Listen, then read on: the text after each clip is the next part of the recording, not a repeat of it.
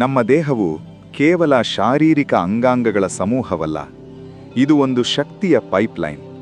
ಸುಷುಮ್ನ ನಾಡಿ ಮೂಲಕ ಕುಂಡಲಿನಿ ಶಕ್ತಿ ಹರಿಯುತ್ತದೆ. ಈ ಶಕ್ತಿಯ ಹಾರ್ಮೋನಿ 7 ಚಕ್ರಗಳ ಮೇಲೆ ಅವಲಂಬಿತವಾಗಿದೆ. ಪ್ರತಿಯೊಂದು ಚಕ್ರವು ನಮ್ಮ ಶಕ್ತಿಯ ವಿಶೇಷ ದ್ವಾರ. ಚಕ್ರಗಳು ನಿಷ್ಕ್ರಿಯವಾಗಿದ್ದರೆ ಶಕ್ತಿ ಸರಿಯಾದ ರೀತಿಯಲ್ಲಿ ಹರಿಯುವುದಿಲ್ಲ. ಈ ಧ್ಯಾನದಲ್ಲಿ ನಾವು 7 ಚಕ್ರಗಳ ಮಹತ್ವ ಮತ್ತು ಅವುಗಳನ್ನು ಸಕ್ರಿಯಗೊಳಿಸುವ ವಿಧಾನಗಳನ್ನು ತಿಳಿಯೋಣ. ಮೂಲಾಧಾರ ಚಕ್ರ. ಕೆಂಪು ಬಣ್ಣದ ಈ ಚಕ್ರವು ಬೆನ್ನೆಲುಬಿನ ತಳಭಾಗದಲ್ಲಿ ಇದೆ. ಇದು ಭದ್ರತೆ, ನೆಲದ ಶಕ್ತಿ ಮತ್ತು ಸ್ಥಿರತೆಯನ್ನು ನೀಡುತ್ತದೆ.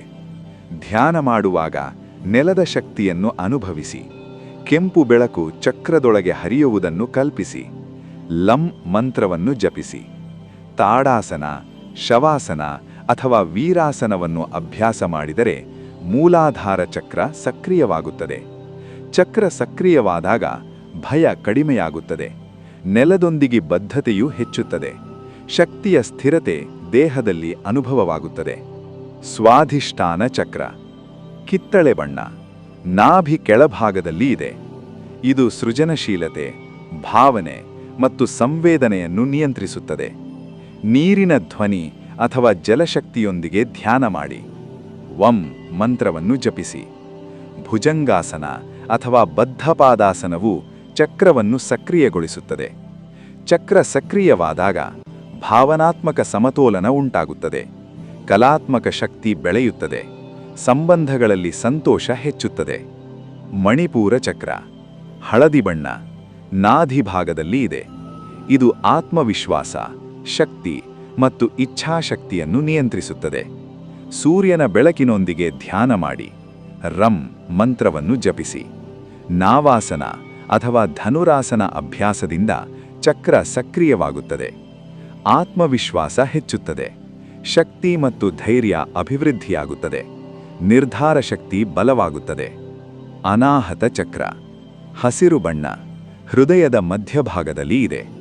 ಇದು ಪ್ರೀತಿ, ಕರುಣೆ ಮತ್ತು ಸಂಬಂಧಗಳನ್ನು ನಿಯಂತ್ರಿಸುತ್ತದೆ. ಹೃದಯಕ್ಕೆ ಬೆಳಕು ಕಳಿಸಿ ಧ್ಯಾನ ಮಾಡಿ. ಯಂ ಮಂತ್ರವನ್ನು ಜಪಿಸಿ. ಮತ್ಸ್ಯಾಸನ ಅಥವಾ ಭುಜಂಗಾಸನವನ್ನು ಅಭ್ಯಾಸ ಮಾಡಿ. ಹೃದಯ ಚಕ್ರ ಸಕ್ರಿಯವಾಗಿದ್ದರೆ ಸಂಬಂಧಗಳಲ್ಲಿ ಉತ್ತಮತೆ, ಆಂತರಿಕ ಶಾಂತಿ, ಸಹಾನುಭೂತಿ ಬೆಳೆಯುತ್ತದೆ. ವಿಶುದ್ಧಿ ಚಕ್ರ. ನೀಲಿ ಬಣ್ಣ, ಕಂಠದಲ್ಲಿ ಇದೆ. ಇದು ಸಂವಹನ, ಸತ್ಯ ಮತ್ತು ವ್ಯಕ್ತಪಡಿಸುವ ಶಕ್ತಿಯನ್ನು ನೀಡುತ್ತದೆ. ಕಂಠಕ್ಕೆ ಬೆಳಕು ಕಳಿಸಿ ಧ್ಯಾನ ಮಾಡಿ. ಹಂ ಮಂತ್ರವನ್ನು ಜಪಿಸಿ. ಸರಳ ಶೀರಾಸನ ಅಥವಾ ಭುಜಂಗಾಸನ ಅಭ್ಯಾಸದಿಂದ ಚಕ್ರ ಸಕ್ರಿಯವಾಗುತ್ತದೆ. ಸಂವಹನ ಶಕ್ತಿಯು ಹೆಚ್ಚು, ಆತ್ಮೀಯತೆ ಹೆಚ್ಚುತ್ತದೆ, ವ್ಯಕ್ತಿತ್ವ ಶಕ್ತಿ ಪಡೆಯುತ್ತದೆ. ಆಜ್ಞಾ ಚಕ್ರ.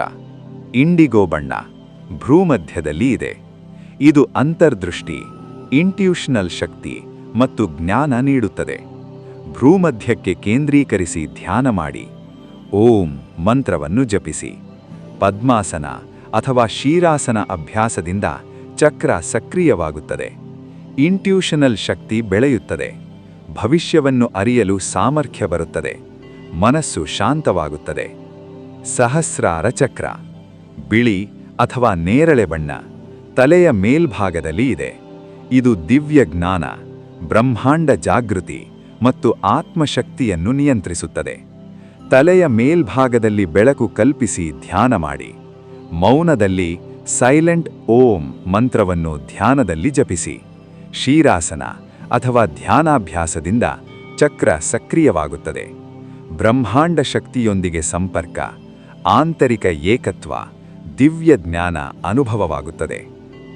7 ಚಕ್ರಗಳನ್ನು ಸಕ್ರಿಯಗೊಳಿಸಲು ದಿನನಿತ್ಯ 20ರಿಂದ 40 ನಿಮಿಷ ಧ್ಯಾನ, ಸಂಬಂಧಿತ ಮಂತ್ರಗಳ ಜಪ, ಯೋಗಾಸನ, ಅಭ್ಯಾಸ, ಪ್ರಾಣಾಯಾಮ ಮತ್ತು ವಿಜುವಲೈಸೇಷನ್ ಮುಖ್ಯ.